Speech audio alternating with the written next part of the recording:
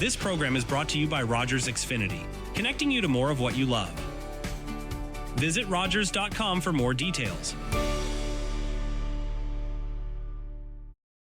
The opinions expressed in the following programs are those of the participants and do not necessarily reflect those of Rogers Cable or Rogers TV.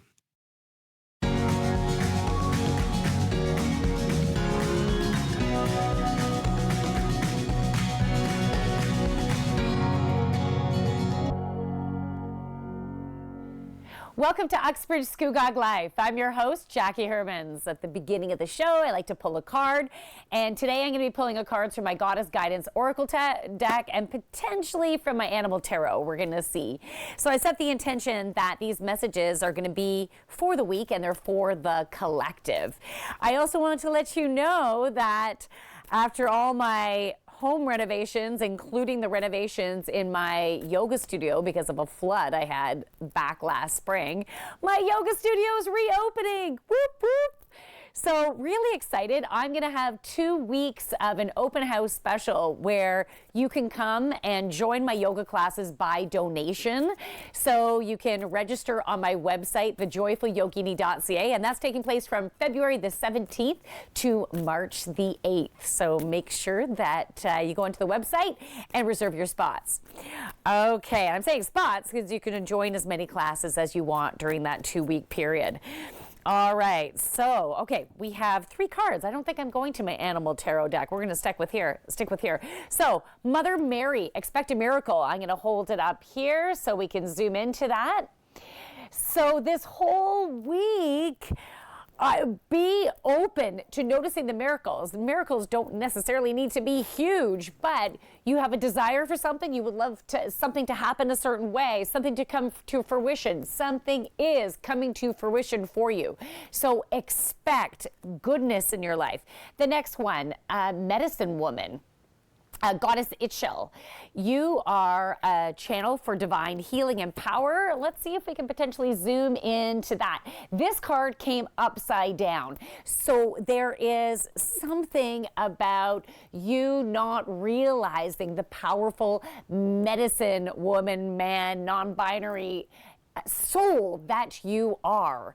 So you have the power to create and to create healing within you, within a situation, within your body. So the more that you trust within that, it allows your own inner divine power to shift, to move. The next one is Goddess Bast, independent. Let's try to zoom in on that one. Okay, so your independence is a foundation for your strength and success. I love it. There's 2 cats on this card. Cats signify or symbolize that independence. You know, you can come and get that attention when you want it. Otherwise, I'm on my own, right? All right, so hopefully those messages will do you well for this week. Who's up on the show? We have Eric Marchand talking about Oscar nominations. We're talking about how you can spay and get your pets spayed and neutered at a discounted price if you have low income. And then we also have CMHA Durham on the show talking about the push-up challenge. Stick around. We'll be back with more on Uxbridge Scugog Life.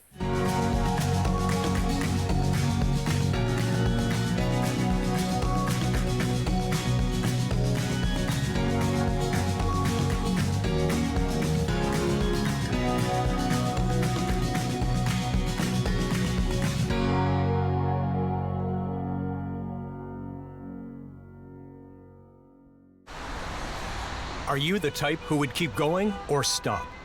It's not easy to stop when you have an addiction. Legalizing cannabis won't stop addiction. It trivializes its consumption. Let's be vigilant. If you need help, visit portage.ca.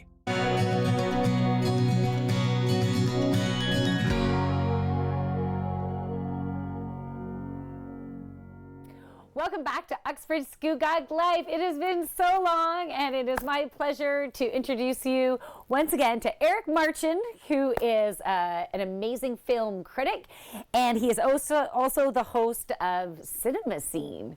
So it is so cool to have you on the show because we got the Oscar nominations have been going on. Yeah, absolutely. And thank you so much for having me back. It's been a while, so it's always nice catching up with you. Yes. But yes, Oscar season. We're getting to the tail end, and to be honest, Jackie, I am burnt out with this season. Are you? It has been Yes. filled with controversy, with glaring issues when it comes to conversations about intimacy coordinators and fairly provocative statements that are also leaning into very horrible points of view and ideology. Okay, hold on. What are intimacy coordinators? So intimacy coordinators are when you have, they're basically, it's like the equivalent of a stunt coordinator, but for sex scenes or for scenes where people are intimate with each other. And so you have someone that comes in and helps the actors sort of stage the sequence. And one of the films that has been sort of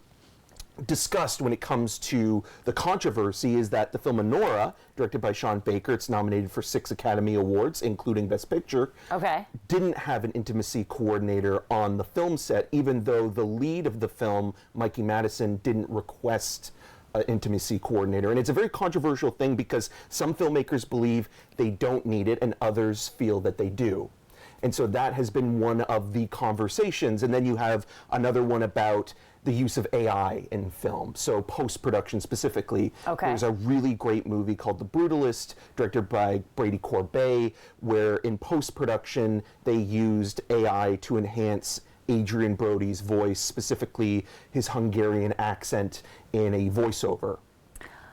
Things like that have been sort of, you know, they seem mild in comparison to the Amelia Perez campaign of it all, where the lead, Carla Sofia Gascon, has basically posted on Twitter back, 5-6 years ago, some very offensive, racist, horrible things.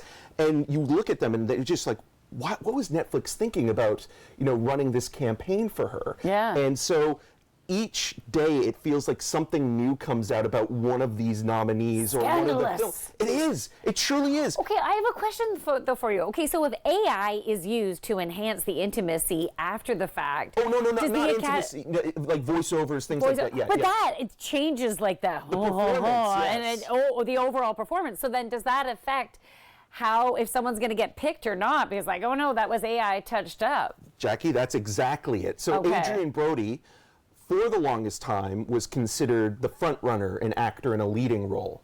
His only competition is Timothée Chalamet for A Complete Unknown. He's playing Bob Dylan in that movie. Timothée Chalamet is still relatively young, and this would be his 2nd Academy Award nomination after Call Me By Your Name. There's a feeling as though, okay, we'll wait to give him that Oscar when he's a little bit older.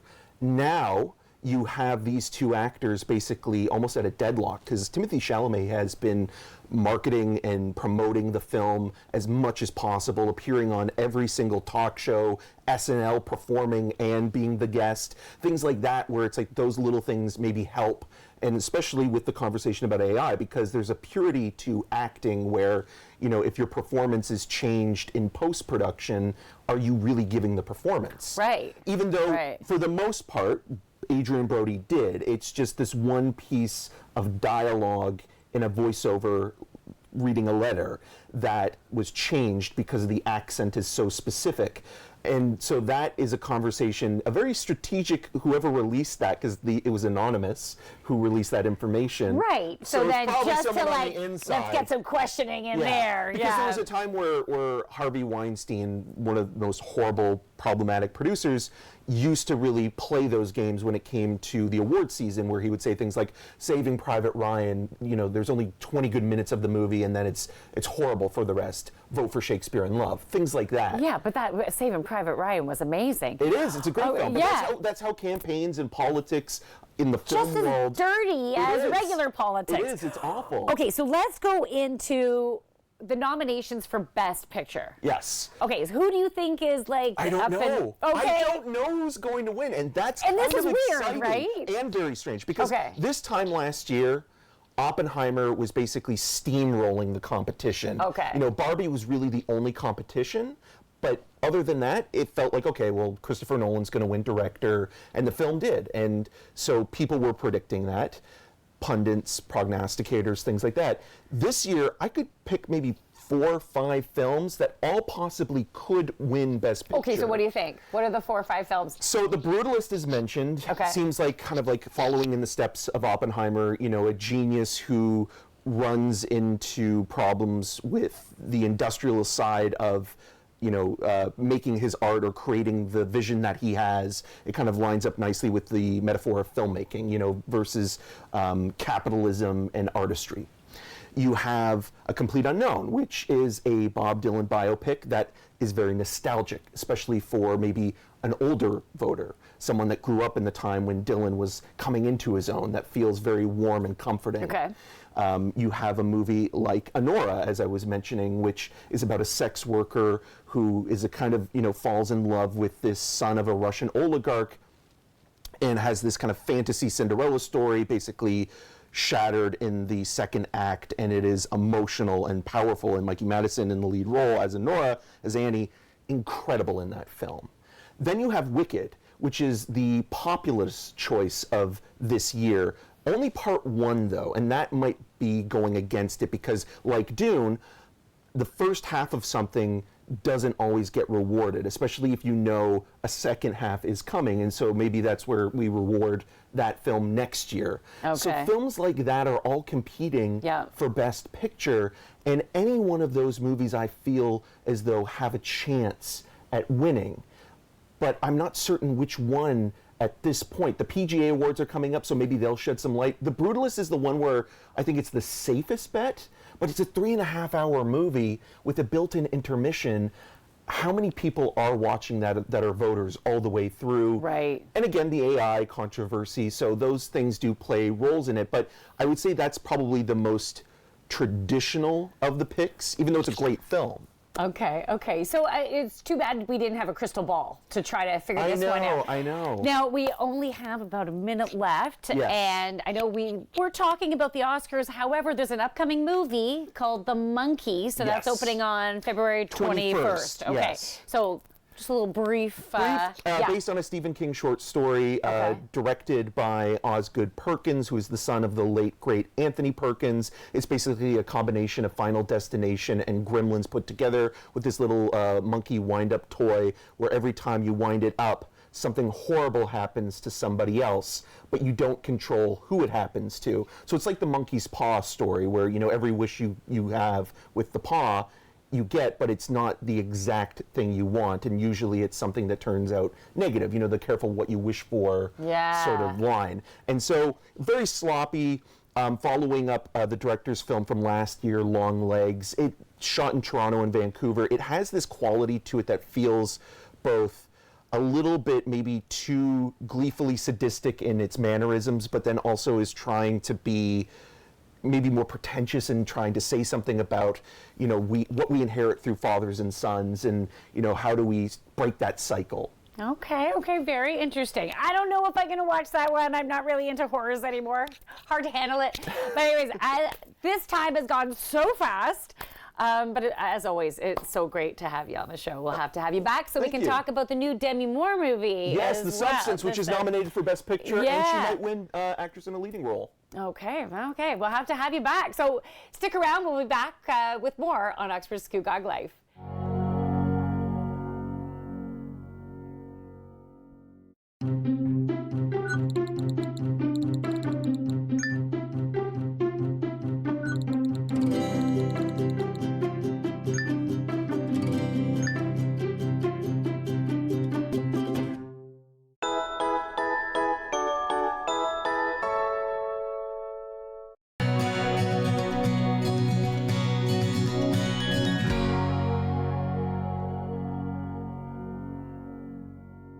Welcome back to Uxbridge Scugog Life. Alec King is in the house from CMHA Durham.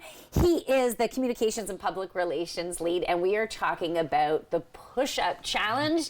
Second year running, first year hugely successful. Yep, very successful. We're very, very proud of what we achieved in our first year, and we're really excited about doing even more with the second year. Okay, that is amazing. Now, first of all, let's either remind people or tell people what is this push-up challenge and why are we doing this? So the push-up challenge is all about getting active and engaged and kind of taking an appreciation of your mental health, especially in February when things are, maybe not at the best for everybody. It's dark, it's cold. Talked a bit about that last time, but the idea is that you have an app where you can log your push-ups in it, and you can keep track of your mental health as well. It gives you tips and advice and information about mental health every day as you sign in. I love it. Being physically active, it gets the circulation going. It gets the happy endorphins going. It helps you to feel good within your body. There's so many benefits to being active. And the great thing is about the push-up challenge, even if you can't do push-ups, or you don't want to do push-ups, they're not going to match for you, you can do other things. Exactly. Yeah. It's all about being as accessible to people as possible. So if you can't do push-ups or you don't want to do push-ups, there's all kinds of alternatives you can use instead. It's just strictly about getting engaged and active and kind of getting that, like you said, that kind of positive effect. Yeah. So you could do squats. Yeah, you could exactly. do right in your chair. You can do opposite elbow, opposite knee, and anytime you're going, this is the personal trainer. This is why it's good to have a personal trainer kind of do these things. Yeah, right. And this is also getting your left and right brain, so it's going to help you, ding, ding, ding, even have more focus and clarity and energy to do your job. Yeah, absolutely. Too. Push-ups, you can do them on the wall. Yeah, exactly. Right? You don't have to do them on the floor. Yeah, it's a personal challenge. So it's not about beating anyone else's push-ups or anything like that. It's about the effect it has on you and how you feel better and how you improve as you move through it. Okay, and I love that you have, so I did it last year, and the app is fabulous. It's awesome, yeah. So not only for tracking, but you're getting health tips. Yep. You're getting some facts. You're getting ideas of how to enhance your mental health. It is a fantastic thing to kind of tie that kind of physical activity together with your mental health. People don't always, people don't always appreciate the impact that our physical activity has on our mental health. Yeah. And by tying it so closely together, it really makes you appreciate that being active, taking care of yourself, doing things to kind of help your body can have a massive effect on your mind as well. So good. Yeah.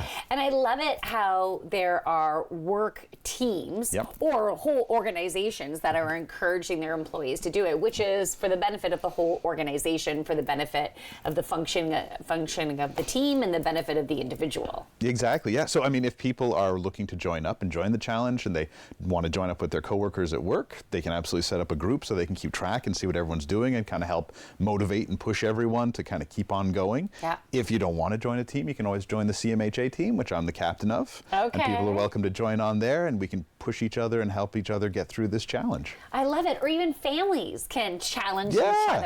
Or your group of friends. Okay, how many push-ups did you do today? And I know when I was training for a half marathon, to have other people to be able to, hey, did you get your long run in? Did you get your, to support each other in that way. And just have someone else to talk about it and kind of know what they're working through as well. It kind of helps motivate you, and you appreciate it more as well. You kind of realize how it can be difficult, but it's worth doing.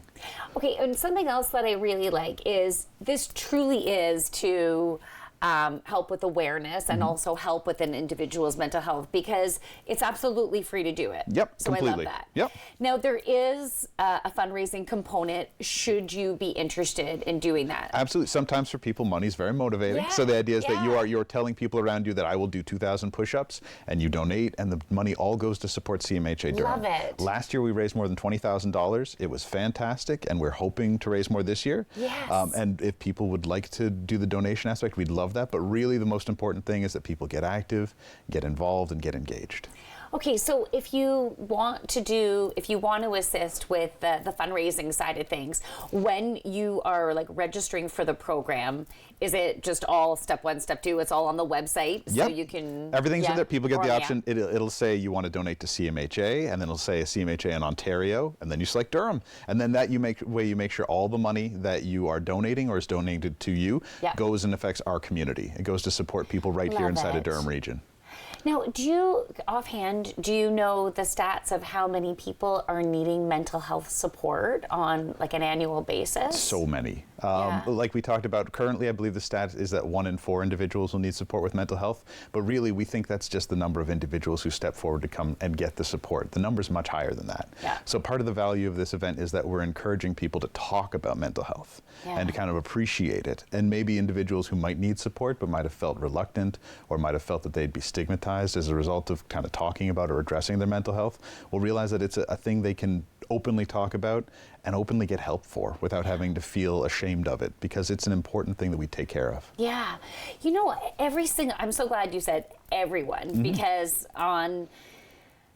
whether it's on any given day, we can have emotions going up and down. Yeah. Within a year, you could have some really rough months because something hits the fan and now you're needing to deal with that. Fears can come up, also being not only a personal trainer, but I'm intuitive and I channel messages and healing to support people in their own healing journey. Just the positioning of the planets, all of a sudden anxieties are coming up. I don't know why I'm having such a rough day today, right? So this ongoing education and knowing that there's supports out there. So when you need that, then, Yep, free supports that you don't need to require a referral from your doctor or psychiatrist. Okay. You can just walk in and speak with someone to get connected. The barrier to entry is very, very low. So we want to make sure people know those services are out there and get connected. And the push-up challenge is a great way to kind of remind people about that this time of year.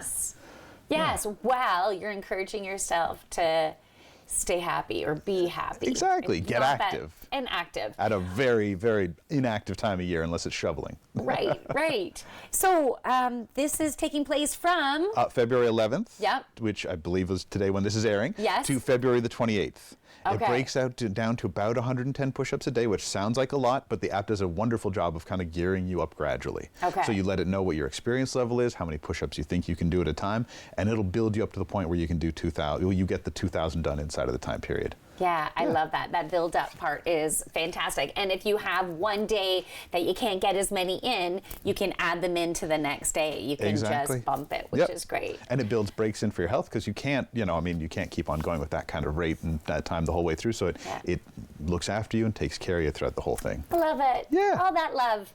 CMHE Durham, the Push-Up Challenge. Alec, thank you so much for being on the show. Make sure you keep on watching. We'll be back with more on Uxbridge Scugog Life. Stick around.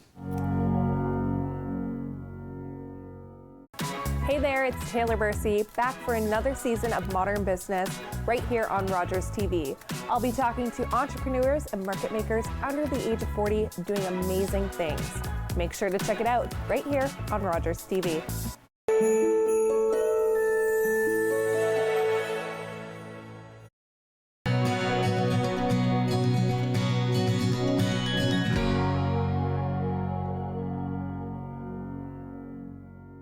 Welcome back to Uxbridge Scugog Life. I have Angela Schweinitz, who is a representative from the Spay Neuter Initiatives. Now, Initiatives Association, I could add that in there too. So welcome to the show. Thank you for having me. Now, I haven't heard of this association before, so I understand it is a small association. Yeah. However, you are making a really big impact within the community. Hope to, because it's such a need. There's such an overpopulation problem, unfortunately. So many owners that can't afford these really expensive spay-neuter surgeries, so we're hoping to make it affordable for, I guess, those who are struggling the most in our communities, which is a lot of people. Okay, so if you are low income, you have an opportunity to be able to apply. Yes. To be able to get a lower cost spay and neuter. 100%, yeah. Okay. That's exactly how it works. So we have a website, snip, animalsclinic.ca. Even though we're not actually one clinic, we work with a network of vets all over Durham region. So essentially, when you apply, we partner you with one of our vets and schedule a surgery. And we also do spay-neuter days, which is when we partner with a vet, rent out the clinic for the entire day, and just try to do as many spays and neuters as possible to try to help those that need those surgeries, because they're also medically necessary for these animals. And so many of these dog owners, cat owners want to have these surgeries done, but just can't afford the huge price point that they're being quoted, especially for big dogs. I mean, they're quoted $1,600, $1,000. They're like, how am I supposed to afford this? And my dog's experiencing issues now because they haven't been fixed. So basically trying to bridge that gap and help those who love their pets but just can't afford these outrageous costs. Yeah, and I think people who aren't dog owners might not understand how dog owners, dog lovers can really, that I've always had a dog in my life, and no matter what my income is, they're my therapy. Yeah. So to be able to have that doggy love, that companion is so important to me. So to be able to have that support, so I'm able to have that therapy that, let's say, I need, it's so important. Huge. So, okay, so vets, it's also the goodness of their heart to be able to do these surgeries at a lower cost. Yes. So many a month or so many a year. So I'm sure you're looking for more vets. Yes. To be able to expand the program more across North Durham. Yeah, so the program's been around for 8.5 months now. We've been able to do 85 procedures with the help of the vets that are partnering with us, which is amazing, but we want to keep it going. So yeah, we need vets to get on board and say, hey, this is a need that we see in our community. We know that more people than just our lowest income are really struggling to afford the cost of spay and neuter. They have these pets, they want to do the right thing by getting them fixed. They just can't imagine paying that cost. So that's where we step in. And I think in the future, we'd like to not have any sort of income threshold, which we currently do, to allow people into the program, but it's something that we want to keep going. And we've been presenting at townships. We've presented at Uxbridge. We've presented at Port Perry, the Scugog Township. So it's been fun to go and speak before councils and get their thoughts on everything. And some of them have said, well, we have the OSPCA for that. And we would say to that, we're not stopping there. The OSPCA is not able to spay and neuter every single dog and cat out there. Most people are not able to fathom paying $800 for a surgery at, the time they get a pet. Maybe it's an unexpected pet and they're like, oh, I want to take care of this puppy, but they can't afford that cost. So it's exciting to think about what could happen in the future with the support of the community stepping up and supporting and giving financially to the program, with vets saying, hey, we see the need here. We want to help our low-income pet owners, but also everybody. We see the need for spaying and neutering. So, yeah, it's exciting. Yeah, it's good. Like, even speaking about the OSPCA program, pre-COVID, a friend passed on their dog to me because they could not, and it was only 4 months old. They couldn't afford to keep them, but the dog still was going to need to get neutered. Yeah. And I was looking around at the costs. It's astronomical. Yeah. Yeah. So I applied, and it was 12 months went by, and I was still on a waiting list. Yeah. And meanwhile, my dog was getting beat up at the dog park. Yeah. So and experiencing like, okay. physical symptoms from not being fixed. That's exactly it. Yeah. And I, in the future, don't want to have to tell someone, hey, you can't be a part of our program because you make too much. Like that, the goal is for everybody. Like, this is something that's medically necessary for dogs and cats. We know that. It's just so expensive. So exactly what you said. Okay, so let's talk about the spay and neuter clinic that you have coming up. The in Beaverton. Spay and neuter days. Okay, in Beaverton. So we've got one coming up in Beaverton, and we really want North Durham residents to apply because we're noticing a lot of our applicants are coming from certain areas of Durham, but we want to make sure that everybody knows about the program. I don't think the word has gotten out in certain places yet. Like you said, you had not heard of the program yet. A lot of people haven't, since we're still pretty new. Yeah. I know we have friends at the Uxbridge Scugog Animal Shelter that are working to get word about the program out. Uxbridge Cat Rescue has raised funds for us before, so it's cool. People are kind of finding out, but we know there are people in Uxbridge and in Scugog and in Beaverton who are struggling, and we really want them to come out to this particular day. So okay, March 23rd, March right? 23rd, yes, at it's Beaverton Crossroads Veterinary Services, but you don't need to know that until you've applied and gotten accepted. So just go over to our website now if you're going, I want to be a part of this. It's snipanimalclinic.ca. Go over there and you'll see a button that says apply online. Get your application in and we'll try to get you in for that day, because the rates are even better than our normal rates, which are usually pretty fantastic, like half of what you'd pay at your typical vet. Amazing. Okay, and be ready to show your notice of assessment. Yes. You have to have proof of your income. Yes, as of right now. Again, that's like not something we'd want to do forever, because we don't want to limit people, but at the same time, like, we do want to make sure that those among us who are really, really financially struggling are able to get this service. Thank you. Thank you so much for shedding the spay and neuter love. We'll be back next week with more on Uxbridge Scugog Life. Thank you to our guests. Thank you so much for watching. We'll see you next week.